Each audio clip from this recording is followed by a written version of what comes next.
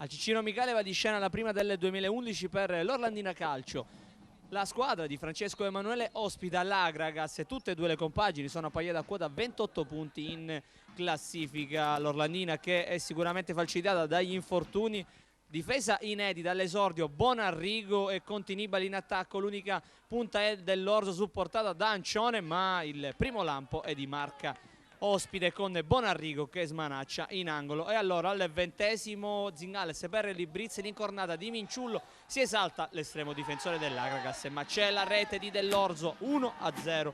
Sono trascorsi 20 minuti e c'è il gol che sblocca subito il match, sblocca anche Pietro Dell'Orzo che va a siglare la terza rete stagionale. Sicuramente merito per Librizzi per aver messo un bel pallone dentro. Incornata di Minciullo sfortunata invece. È vincente la deviazione in fondo al sacco di Dell'Orzo. L'Orlandina allora galvanizzata vola sull'ali dell'entusiasmo. Qui c'è l'errore del portiere dell'Agragas, non sbaglia invece Merlino che va a raddoppiare 2-0. Se nella prima rete c'era stato l'errore di Fallea, in questa circostanza indelicato l'estremo difensore dell'Agragas la fa grossa depositando il pallone nei piedi di Merlino per il gol del 2-0. Match che si fa subito in discesa per la squadra di Francesco Emanuele che ci prova dai 30 metri la botta di Zingales e questa volta il portiere dell'Agragas non si fa sorprendere. Allora il calcio di punizione dal limite di un funambolico Parisi, la traversa però nega la gioia del gol all'atleta agrigentino Minciullo. Il pallone dentro, siamo nel secondo tempo grazie anche alle immagini di Antonio Franchina. Questa volta è sfortunata l'incornata di Dell'Orzo che di poco manda il pallone fuori. Ci prova a scuotersi la formazione ospite e allora può far male con questa percussione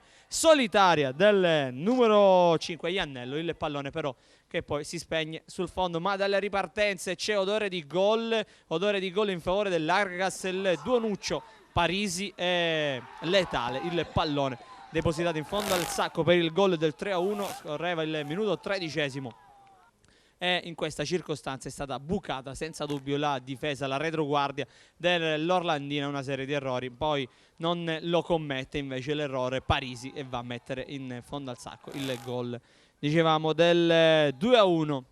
Ci prova ancora l'Agragas, il pallone dentro di Parisi, in questa circostanza la deviazione di Iannello è sfortunata, la palla che finisce fuori.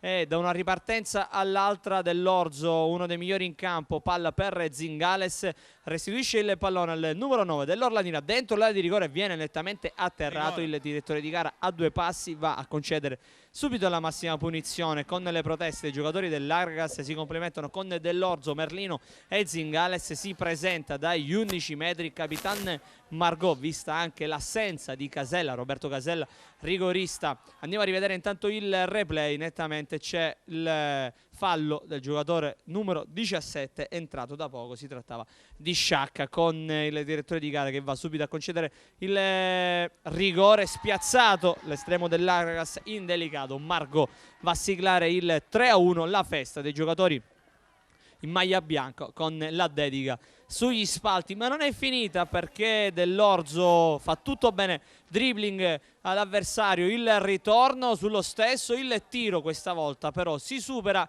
indelicato, negando la gioia del secondo gol a Dell'Orzo.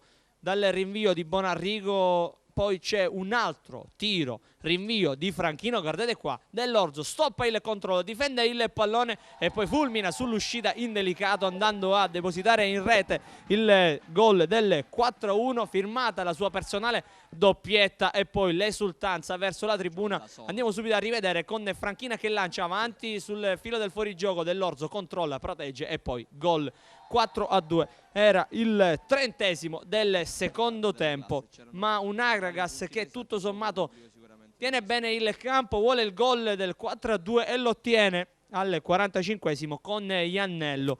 E non c'è più nulla da raccontarvi, andiamo intanto a rivedere il replay. Ormai il match che sta finendo, immobile la difesa in questa circostanza dell'Orlandina che stacca in classifica. L'Agragas si piazza in quarta posizione e mercoledì dovrà recuperare il match contro il Ribera.